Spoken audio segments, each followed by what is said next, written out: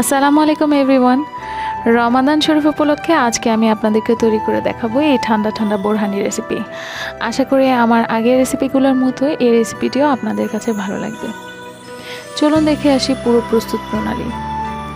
এই বোরহানিটি তৈরি করার জন্য আমি আজকে এক ধরনের মিক্স ব্যবহার করেছি, আর এটি হলো রাধুনি বোরহানি মিক্স। আপনারা চাইলে যে কোনো বোরহানি মিক্স এতে ব্যবহার করতে পারেন।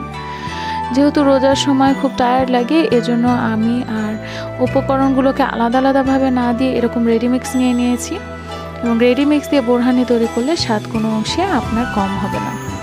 এজন্য নিয়ে নিয়েছি আমি 1/2 লিটার পরিমাণ, 500 গ্রাম আছে এখানে টক দই, নিয়েছি স্বাদ মতো কাঁচামরিচ, সাথে লাগবে ফ্রেশ ধনিয়া পাতা বা কোরিয়ান্ডার লিভস, আরও লাগবে ফ্রেশ মিন্ট বা পুদিনা পাতা,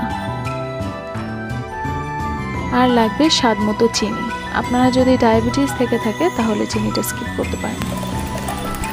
প্রথমে ব্লেন্ডারে সমস্ত টক দই ঢেলে নিলাম, এবং 1/2 মুঠো পরিমাণ আমরা দিয়ে দিয়েছি মিন্ট লিভস বা পুদিনা পাতা, এবং দিয়ে দিয়েছি স্বাদ মতো চিনি, এবং একটা কাঁচামরিচ দিয়েছি। চাইলে আপনারা হাফটাও দিতে পারেন, 1/2 কাঁচামরিচও দিতে পারেন। আর রাঁধুনি যে বোরহানি মিক্সের প্যাকেটের অর্ধেক মিক্স আমি এর ভেতরে দিয়ে দিলাম।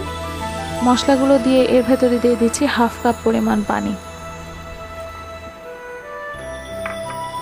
তারপরে এটিকে খুব ভালো করে ব্লেন্ড করতে হবে। খেয়াল করবেন যে আমি এখনও ধনিয়া পাতা দিইনি। আমার কাছে মনে হয় 2টা পাতায় যদি একসাথে দিই তাহলে মিক্সটা হতে একটু কষ্ট হয়, এজন্য আমি প্রথমে পুদিনা পাতা দিয়ে মিক্স করার পরে পরবর্তীতে ধনিয়া পাতা দিয়ে আবার মিক্স করব। একই পরিমাণ পুদিনা পাতা যতটুকু নিয়েছিলাম ওর পরিমাণে ধনিয়া পাতা নিয়ে ভালো করে ব্লেন্ডারে 5 থেকে 7 মিনিট মিক্স করে প্রয়োজন মতো বা আপনার পছন্দ অনুযায়ী বরফ দিয়ে সার্ভিং গ্লাসে সার্ভ করে নিচ্ছি। আশা করি রমাদান শরীফ উপলক্ষে আমার এই বোরহানি রেসিপি আপনাদের ভালো লেগেছে। যদি ভালো লাগে তবে আমার চ্যানেলটিকে সাবস্ক্রাইব করতে ভুলবেন না। লাইক, শেয়ার এবং কমেন্ট করে যাবেন। দেখা হবে পরবর্তী ভিডিওতে। সে পর্যন্ত সবাই ভালো থাকবেন। Take care all. আল্লাহ হাফেজ।